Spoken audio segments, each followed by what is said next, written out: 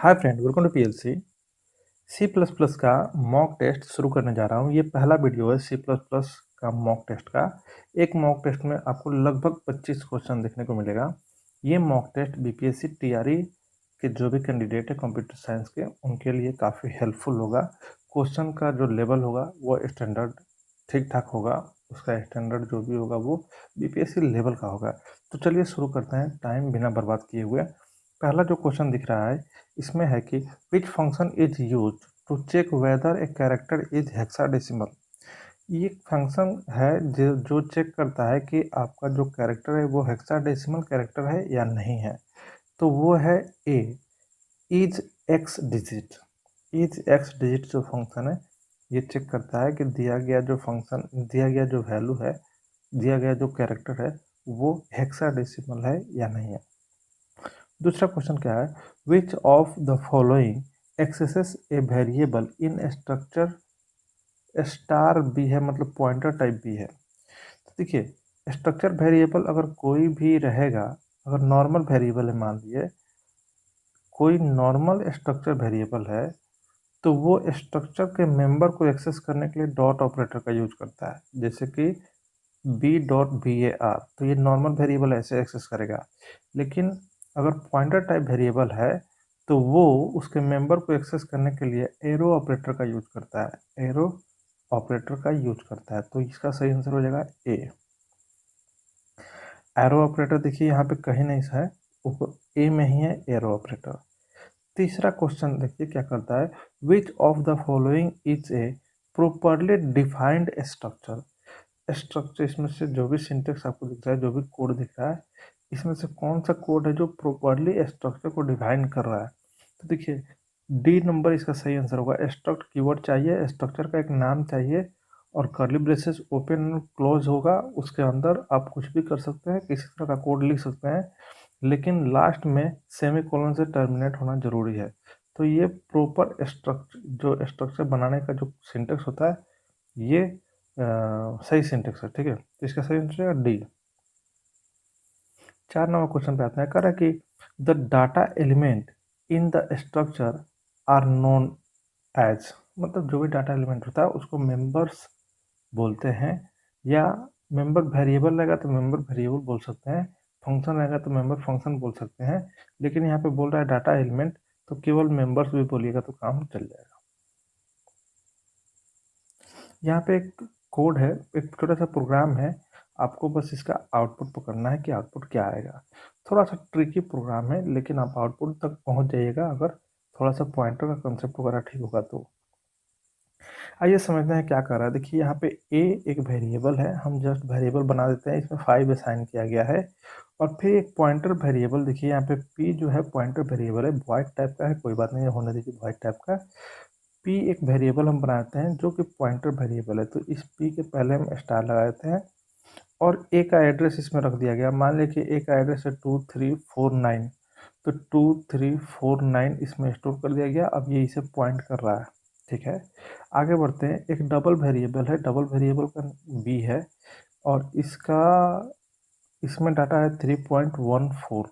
ठीक है, इसका भी कोई एड्रेस होगा 2341 कर देते हैं इसका एड्रेस। ठीक है, अब यहाँ पे देख रहे हैं पी में अब फिर बी का एड्रेस असाइन कर दिया गया, मतलब अब पी के एड्रेस को थोड़ा सा मॉडिफाई कर देते हैं। पी में अब चला गया 51, तो अब पी इसे पॉइंट नहीं करेगा, अब पी किसे पॉइंट करने लगेगा, इसे। चलिए ठीक है, आगे बढ़ते हैं। सी में ए प्लस बी करके डाल लिया गया, मतलब सी एक अलग वेरिएबल है जिसमें ए प्लस बी करके डाल रहे हैं, तो फाइनली 5 3 8 8 जाएगा। ठीक है, आठ आठ ही जाएगा क्योंकि सी इंटीजर टाइप है, तो 8.14 होता, लेकिन फाइनली इंटीजर में कन्वर्ट होकर जाएगा तो वो 8 ही जाएगा। चलिए अब देखिए यहाँ पे सी को प्रिंट किया जा रहा है, तो 8 तो आउटपुट में आ जाएगा, लेकिन फिर यहाँ पे पी को भी प्रिंट किया जा रहा है, तो पी में क्या है, पी में क्या है, एड्रेस, तो एड्रेस प्रिंट हो जाएगा, तो मतलब यहाँ पे मेमोरी एड्रेस प्रिंट हो जाएगा, तो ए इसका सही आंसर हो जाएगा। चलिए आगे बढ़ते हैं। छठा, तो void pointer can point to which type of object, तो कि void सबको पॉइंट कर सकता है, तो सही आंसर क्या हो जाएगा? डी। डी सही आंसर हो जाएगा। विच of the following is incorrect, इसमें से कौन इनकरेक्ट है ये आपको पता लगाना है, ठीक है। तो डी इसका सही आंसर होगा। References can not refer to a constant value, ये कहना गलत है।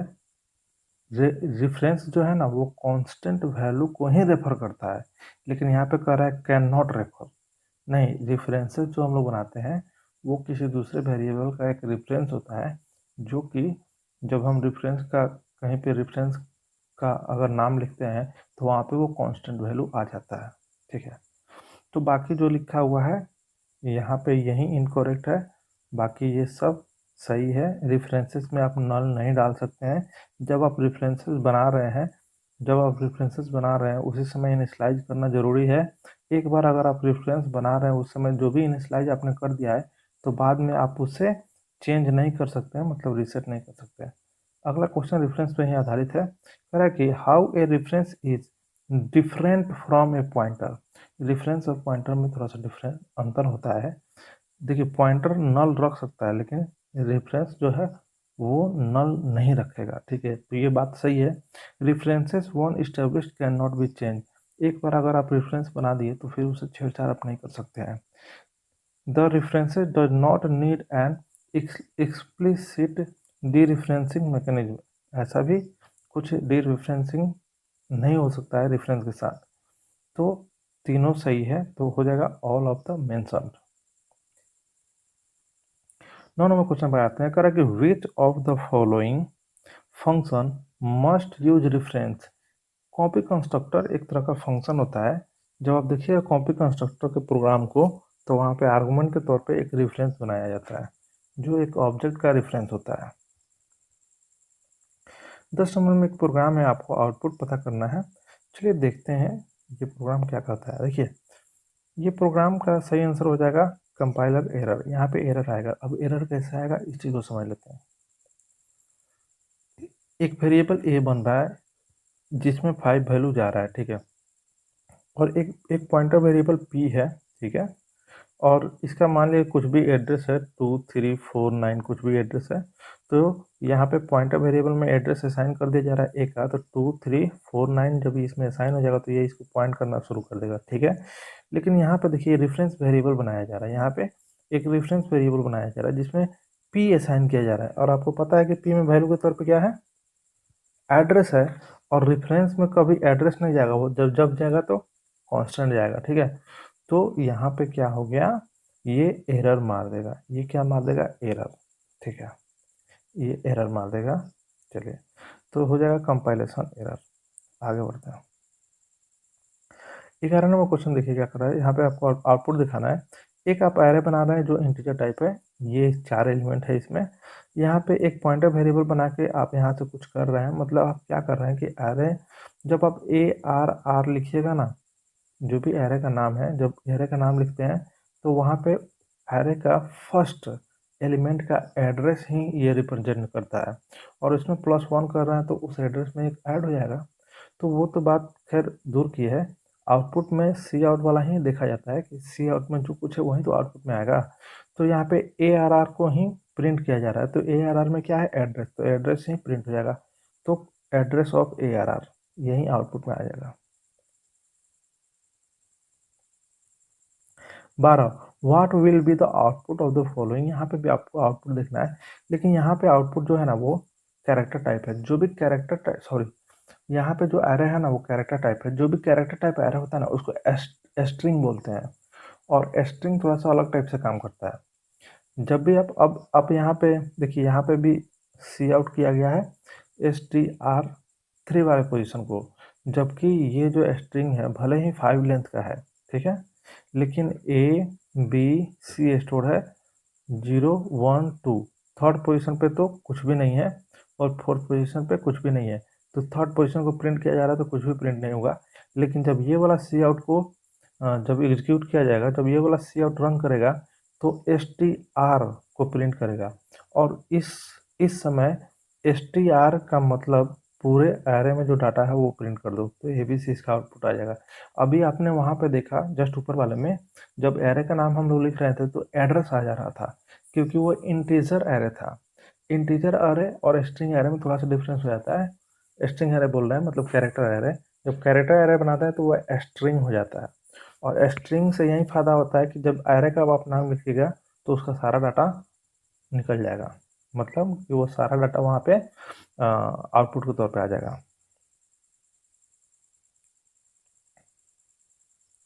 13 number, what is the index number of the last element of an array with 9 element. 9 element का एक एरे है, तो 0 से स्टार्ट होगा, लास्ट में 8 तक ही जाएगा। तो लास्ट वाला एलिमेंट हो गया 8। काफ़ी इजी क्वेश्चन था, एक दो इजी क्वेश्चन हम डाल ही देते जानबूझ के ताकि थोड़ा सा आपको भी मजा आए। चलिए 14 नंबर, इसमें तो अधिकतर आपको इजी टू मॉडरेट ही दिखेगा। 14 नंबर में क्या कर रहा है कि the size of an object और a type can be determined using which operator. देखिए साइज ऑफ एक ऑपरेटर है जिसका इस्तेमाल करके आप किसी ऑब्जेक्ट का भी साइज पता लगा सकते हैं या किसी डाटा टाइप का भी साइज पता लगा सकते हैं। 15 नंबर क्वेश्चन देखते हैं, which is correct correct with respect to the size of data types. यहाँ पे करेक्ट आपको पता करना है, तो आपको पता होगा क्या छोटा होता है, इंटू से बड़ा होता है, डबल उससे बड़ा होता है, तो इसका डी आंसर हो जाएगा। ये भी काफी इजी क्वेश्चन था। देखिए अब 16 नंबर क्वेश्चन देखते हैं, correct which of 3 size of floating point types should be used when extended precision is required. जब एक्सटेंडेड प्रिसीजन रिक्वायर्ड होता है तो फ्लोट डबल से काम नहीं चलता है, लॉन्ग डबल का सहारा लेना पड़ता है। बस ऐसा समझ लीजिए, जब आप फ्लोट का इस्तेमाल कीजिएगा तो सिंगल प्रिसीजन पर काम करता है, डबल का इस्तेमाल कीजिएगा तो डबल प्रिसीजन पर काम करता है, और जब एक्सटेंडेड प्रिसीजन की जरूरत होती है तो लॉन्ग डबल का यूज किया जाता है। 17 नंबर पे आते हैं, यहाँ पे कह रहा है कि वेरिएबल पी क्यू ये कैरेक्टर टाइप का है, आर एस टी ये इंटीजर टाइप का है। अब यहाँ पे दो इक्वेशन आपको दिख रहा है, अब बताइए जो पहला और दूसरा इसमें कौन गलत है कौन सही है। तो दोनों के दोनों सही है, सी इसका सही आंसर हो जाएगा। बोथ 1 and 2 आर ट्रू, इसीलिए ट्रू हो जा रहा है। देखिए यहाँ पे आपको दिख रहा होगा कि यहाँ पे आर एस के साथ अरिथमेटिक कैलकुलेशन हो रहा है, तो ये तो जायज़ है क्योंकि ये इंटीजर है। लेकिन यहाँ पी क्यू के साथ अरिथमेटिक ऑपरेशन हो रहा है, जो कि सही बात नहीं है क्योंकि ये कैरेक्टर टाइप है। लेकिन ऐसा बात नहीं है, कैरेक्टर भी देखा जाए तो वो इंटीजर ही होता है एक तरह से। कैरेक्टर में जो वैल्यू स्टोर होता है वो इंटीजर फॉर्मेट में होता है, तो कैरेक्टर के साथ अरिथमेटिक ऑपरेटर काम करता है। How many characters are specified in the ASCII scheme. ASCII scheme में 128 कैरेक्टर होते हैं। आते हैं 19 नंबर क्वेश्चन पे, the for what values of the expression is an if statement block not executed. देखिए जब आप इफ कोई यहाँ पे कंडीशन लगा रहे हैं, कोई यहाँ पे अपना कंडीशन लिख दिया और ये हो गया आपका इफ ब्लॉक, और फिर मान लिया कि ये हो गया आपका एल्स ब्लॉक, तो एल्स की तो बात ही नहीं हो रही, तो एल्स काट ही दीजिए। आपने इफ ब्लॉक लगाया है, ठीक है, और इफ ब्लॉक एग्जीक्यूट नहीं हुआ, तो उसी सूरत में ये एग्जीक्यूट नहीं होगा जब ये कंडीशन फॉल्स होगा। तो जब ये कंडीशन फॉल्स होगा तो यहाँ पे जो भी आप दिए रहेंगे इक्वेशन मतलब एक्सप्रेशन, यहाँ पे हमेशा रिलेशनल ऑपरेटर लगा के कोई हम लोग एक्सप्रेशन बनाते हैं, तो यहाँ से जरूर यहाँ का जो भी एक्सप्रेशन होगा जरूर उसका रिजल्ट 0 आया होगा, मतलब वो फॉल्स कर गया होगा। जब फॉल्स कर जाएगा उसी सूरत में ये इफ ब्लॉक एग्जीक्यूट नहीं करता, ठीक है। तो जब एक्सप्रेशन जो भी रिलेशनल ऑपरेटर लगा के आप एक्सप्रेशन बनाते हैं, वो जब रिटर्न 0 करेगा तो समझ लीजिए फॉल्स हो गया है, और जब रिटर्न नॉन 0 करेगा तो समझ लीजिए कि ट्रू हो गया है। 20 नंबर क्वेश्चन पहुंच गया, कह रहा है कि which of the following statement are false. कौन सा स्टेटमेंट इसमें फॉल्स है ये पता लगाना है, ठीक है। तो इसका सही आंसर हो जाएगा b, bool can not be used as the type of the result of a function. ये फॉल्स है, एक गलत बात है। आप फंक्शन से बुलियन भी रिटर्न करवा सकते हैं। ऐसा कोई बात नहीं है कि बुलियन डाटा रिटर्न नहीं करेगा, कोई फंक्शन करेगा। बुलियन डाटा भी फंक्शन रिटर्न कर सकता है, हर तरह का डाटा को वो रिटर्न करता है। 21 नंबर क्वेश्चन पे आगे देखते हैं कि क्या कर रहा है। Which type is the best suited to represent the logical value. Logical value को रिप्रेजेंट करने के लिए बुलियन सबसे बेस्ट है।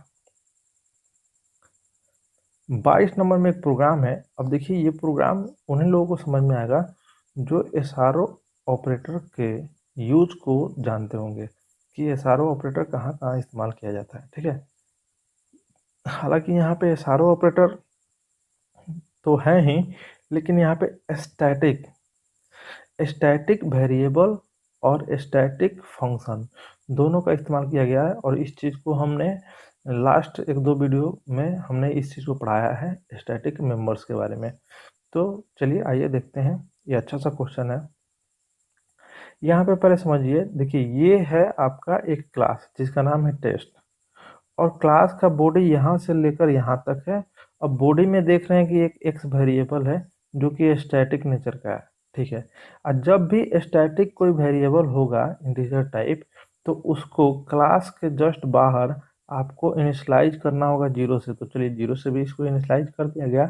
इसका मतलब एक्स कोई वेरिएबल है क्लास के अंदर जिसमें 0 चला गया। अब देखिए पब्लिक सेक्शन में यहाँ टेस्ट एक कंस्ट्रक्टर बनाया गया है। कंस्ट्रक्टर तो अभी हमने नहीं पढ़ाया है, लेकिन कंस्ट्रक्टर जब हम जावा पढ़ा रहे थे तो उसमें हम कंस्ट्रक्टर पढ़ाए हुए थे। कंस्ट्रक्टर एक फंक्शन ही होता है जो कि ऑटोमेटिक एग्जीक्यूट कर जाता है। जैसे आप ऑब्जेक्ट बनाते हैं, जब आप ऑब्जेक्ट बनाते हैं तो वो इम्प्लिसिटली एग्जीक्यूट कर जाता है। ठीक है, तो देखिए यहाँ पे कंस्ट्रक्टर में क्या हो रहा है, बस एक लाइन का कोड लिखा हुआ है एक्स प्लस प्लस, मतलब जो भी एक्स में डाटा है उसको क्या कर देना है, एक बार बढ़ा देना है आपको। चलिए ठीक है, एक से इंक्रीमेंट कर देना है। एक स्टैटिक फंक्शन है जिसका नाम है गेट एक्स, और स्टैटिक कोई फंक्शन अगर होगा तो उस फंक्शन को कॉल करने के लिए हम लोग क्लास के नाम का यूज करते हैं। तो देखिए क्लास के नाम को यूज करके यहाँ से इस फंक्शन को कॉल किया गया है। आते हैं हम लोग इस पर, पहले देख लीजिए फंक्शन में क्या है। फंक्शन में कुछ नहीं है, बस रिटर्न एक्स, ये एक्स के वैल्यू को रिटर्न कर दे रहा है। चलिए अब हम लोग मेन फंक्शन में आते हैं। मेन फंक्शन में क्या हो रहा है, सबसे पहले सी आउट लगा के ये गेट एक्स फंक्शन को कॉल किया गया है क्लास के नाम के साथ। तो गेट एक्स मतलब एक्स का वैल्यू ये दे देगा, तो आउटपुट में 0 आ जाएगा। शुरू शुरू में एक्स का वैल्यू 0 ही रहेगा। ठीक है, अब यहाँ पे एक ऑब्जेक्ट बनाया गया है जो एरे ऑफ ऑब्जेक्ट है।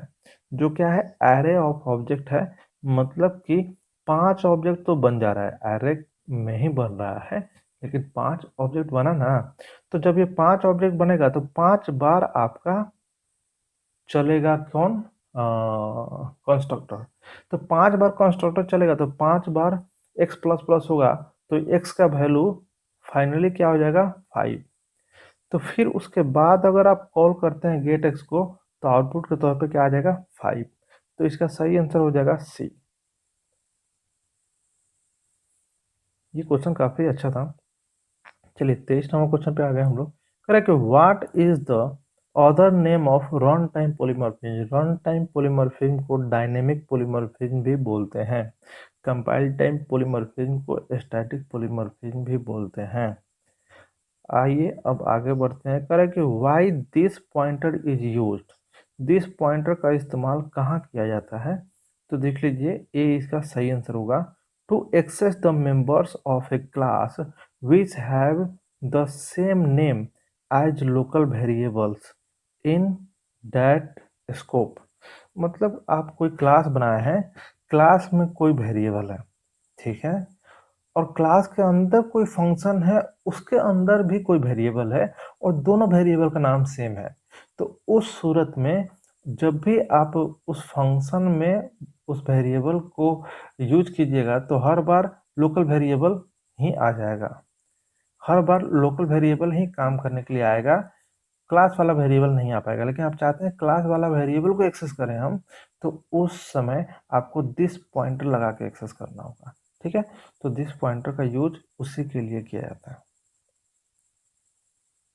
25, what will be the output of the following code, इसका आपको आउटपुट बताना है। तो अच्छा ठीक है, इसका आउटपुट हम बताते हैं। लास्ट में एक क्वेश्चन है जो आपके लिए है, आप लोग इसका आउटपुट बताइएगा, इसका हम बताते हैं। ठीक है, देखिए यहाँ पे एस आर ओ ऑपरेटर का इस्तेमाल किया गया है। एस आर ओ ऑपरेटर जब हम पढ़ाए थे तो उस समय बताए थे, एस आर ओ ऑपरेटर का यूज दो समय किया जाता है। एक तो होता है ग्लोबल वेरिएबल को एक्सेस करने के लिए, और दूसरा होता है आउटसाइड मेंबर फंक्शन बनाने के लिए। तो यहाँ पे ग्लोबल वेरिएबल को एक्सेस करने के लिए एसआरओ ऑपरेटर का इस्तेमाल किया गया है। तो देखिए यहाँ पे ये एक्स एक वेरिएबल बनाया गया है जो कि मेन फंक्शन से बाहर है। तो मेन फंक्शन से बाहर एक्स वेरिएबल है, तो इससे जाहिर होता है कि ये ग्लोबल वेरिएबल है। अब देखिए एक्स मेन फंक्शन के अंदर एक वेरिएबल है एक्स नाम से, और मेन फंक्शन के अंदर एक छोटा सा एक ब्लॉक बनाया गया है। इस तरह से अगर आप कर्ली ब्रेसेस के अंदर कोई कोड लिखते हैं तो उसको एक छोटा सा आप ब्लॉक समझ लीजिए। ठीक है, तो आप उस तरह से एक छोटा सा ब्लॉक बना के फिर सेम नाम से कोई वेरिएबल बना सकते हैं। तो इस एक्स का एरिया इतना ही दूर का है, और इस एक्स का एरिया मतलब कि ये वाला एक्स का एरिया ये पूरे फंक्शन में है। ठीक है, तो अब यहाँ पे क्या है, ये वाला और लोकल हो गया, ये तो लोकल है ही, ये लोकल से भी लोकल हो गया। लेकिन यहाँ पे प्रिंट किया जा रहा है कौन सा एक्स, एस आर ओ लगा के एक्स को प्रिंट किया जा रहा है। तो जब भी आप एस आर ओ लगा के एक्स को प्रिंट कीजिएगा तो ये ग्लोबल वेरिएबल को रिप्रेजेंट करेगा। तो यहाँ आउटपुट का टॉपिक क्या आ जाएगा, 1। चलिए 26वां क्वेश्चन देखिए क्या कर रहा है, which of the following is the scope resolution operator. तो ये सी नंबर हो गया, स्कोप रेजोल्यूशन ऑपरेटर। ये रहा आखिरी क्वेश्चन जो आपके लिए है, इसका आउटपुट आप बताइएगा कि क्या आएगा। ठीक है, ये क्वेश्चन हम स्क्रीन पे इसी तरह से छोड़ के चले जा रहे हैं। अगर वीडियो अच्छा लगा हो तो प्लीज़ लाइक कीजिएगा। मिलते हैं नेक्स्ट वीडियो में कोई टॉपिक लेकर, तब तक के लिए धन्यवाद।